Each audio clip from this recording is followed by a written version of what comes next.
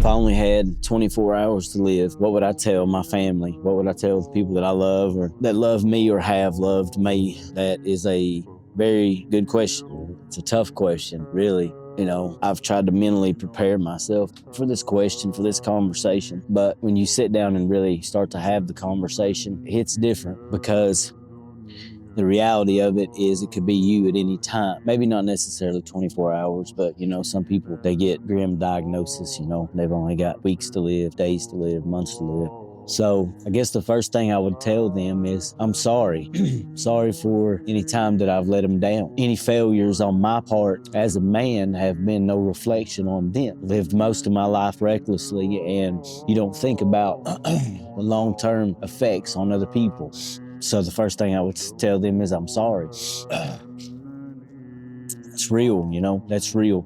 There's so much. How can you convey a lifetime of experience and knowledge into a compressed packet of information to be able to benefit, you know, your kids, if you have young kids, if you have grown kids? I don't know how you could really package that in a clip, in a short video, you know, in a short conversation. So much to say. The first thing you want to tell them is you're sorry.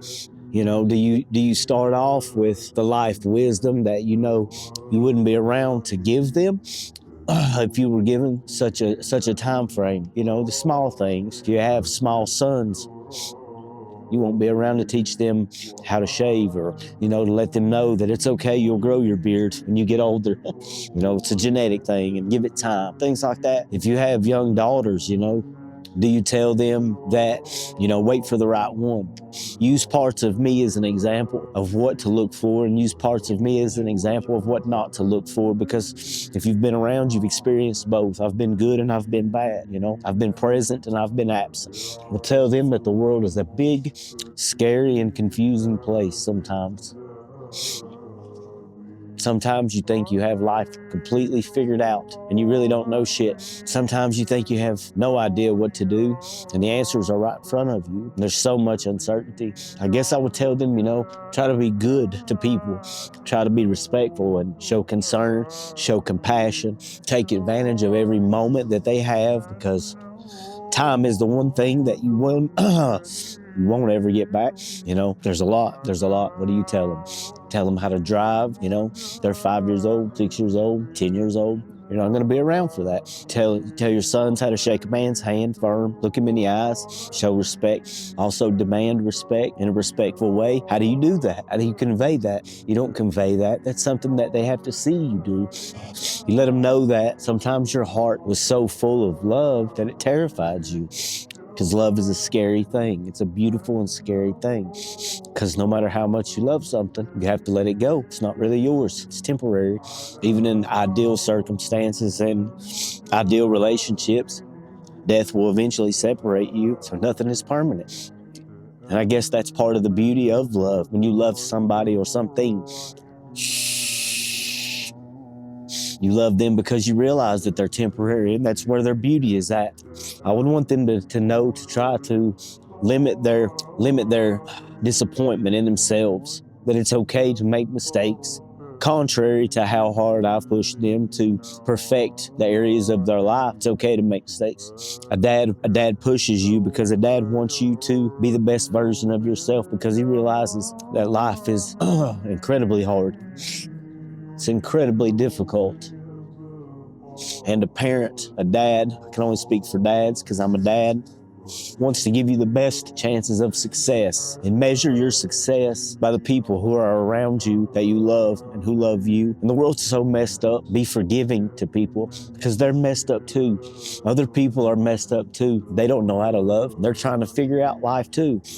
They're gonna let you down. Inevitably, you're gonna let them down, but you can't please everybody all the time. You have to balance it, but you can't be so selfish that you focus on only pleasing yourself, because that leads to a life of misery and loneliness. And speaking on loneliness, don't be afraid to be by yourself. There's a difference in being alone and being lonely.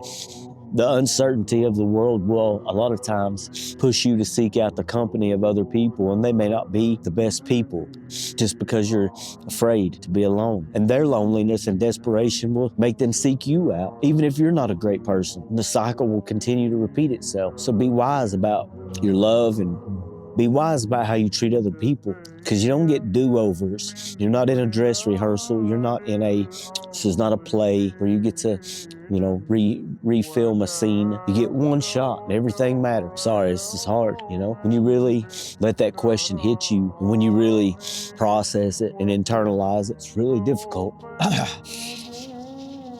I would tell them to look around their surrounding. Look around at nature, enjoy it, realize the beauty of it, realize the temporary nature of everything, the way the seasons change, the way death comes so that life can continue to happen. Nature recycles itself season after season. You look around at buildings that are old and they start to fall apart, maybe 100 years, 200 years. Some buildings last 200 years, But even then they decay and they waste away. Everything is temporary. Take notice of that. I would tell them, take notice of that temporary nature of everything. Realize your own mortality.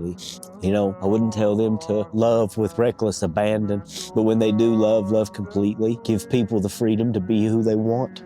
Don't try to control the people. Let them be who they want. How they move is where you place them in your life, based on your values and based on what's beneficial to your belief system. But don't ever try to control them. Just watch how they move.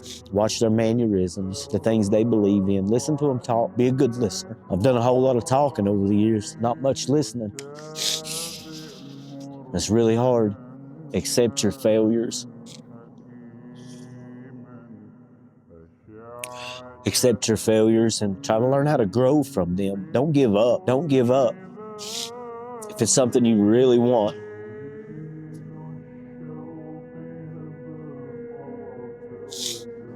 if it's something that you really want, don't give up, okay? Give all the effort that you can to things that you really want. But at the same time, know when the thing that you're striving to get isn't for you. Don't chase something or somebody who isn't for you. Trust the process. Spent most of my life struggling to get the things that I wanted, like most of us do. That's what we're out here doing. A lot of time wasted struggling to convince, to debate, to bring somebody to your way of seeing things. Stand firm when you're right about something, but do it respectfully. And know when to walk away from the argument. There's an old song, The Gambler, I think it's called. I think it was Kenny Rogers. You got to know when to hold them and know when to fold them. You know when to walk away and know when to run. And that's the way life is. That's the way relationships are with people. I would tell them that no matter how much money they make, to find deeper meaning in life, find deeper meaning in possession. Possessions are great, comforts are great, but there's more to it. The most valuable things are the things that you can't buy. I would tell them that. Love, respect, trust. I've broken a lot of trust in my time. Trust is very easy to spend and very expensive to earn back. I would tell them to guard that with everything that they have. Be trustworthy as you can. Be honorable. Be skeptical. Be skeptical. It's okay to have a skeptical nature. I'm naturally skeptical. I've been that way my whole life, I guess. Maybe I wasn't when I was a baby. Maybe I had the ability to trust, but life piles on things. A lot of it is our own doing. In fact, most of it is our own doing. But don't be cynical. Being skeptical is okay, but don't be cynical. Don't take skepticism to the extreme. Don't be gullible, especially for the young girls, for my daughters. Don't be gullible. Look for good character. Above all things, look for good character. There's so much. Depending on their ages, when you have 24 hours left on this planet, you're going to miss so much, and you'll be a memory, a ghost of the future. It's what you are in your kids' lives and in the people's lives who love you and you love. You're a ghost of the future. It's what we all are. I didn't mean to get so emotional about it. I've thought about the question a lot, pondered it a lot, and I've been replaying it in my mind, knowing that this conversation's coming. There's so much. You wanna be able to be there, teach them how to mow a lawn and change a tire, change brakes, how to pray properly, and teach them what boys to look out for and what boys to look for, the potential husbands, want to play soccer with them. You want to do so much. I would tell them to stay away from drugs, stay away from alcohol. It's not worth it. Stay away from gambling. It's not worth it. Don't become people who are valued for their beauty over their intelligence and their intellect. I would tell them that I'm proud of them, each and every one of them, the accomplishments that I know they've done and the things that I have no clue about. I would tell them I wish I could see inside their tiny little minds, see the little problems that they have in there, things they think about, the things they ponder about. We think they're not thinking, you know, we think that they're just going through the motions, but they have little brains too, little personalities. Wish I could just solve it all for them, you know. There's just so much. You can't really put it all together.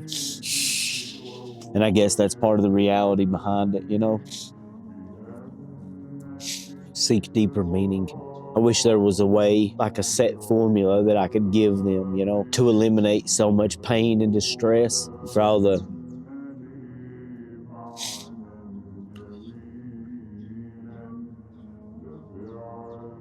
the years that I put in, struggling, trying to find deeper meaning, deeper truth. As you start to age, you start to realize that this body that was once so strong, resilient, healed up so quickly, and now struggles. Pay attention to that, I would say. Notice the movement of the people you love as they age. I would tell them to try to learn from every experience that they have, the good ones and the bad ones. I would say that a lot of times, I would tell them that a lot of times when a situation happens and it's good, that they miss the lesson in it because they're gonna be too busy enjoying the happiness and the pleasure of the moment. And I would say that when you experience the bad, that a lot of times you miss the lesson in that because you're too busy trying to avoid the pain, the heartache. This life, this world is gonna continue to move, whether I'm in it, whether I'm not. One day I'll be a memory, you'll be a memory, we'll all be memories. That's all we'll be. The world will move on without us. People will still go to prom, get married, have kids. Other people will still commit atrocious acts against each other, acts of violence and murder and unspeakable things. There's a balance to it. There's a real balance. Find that balance.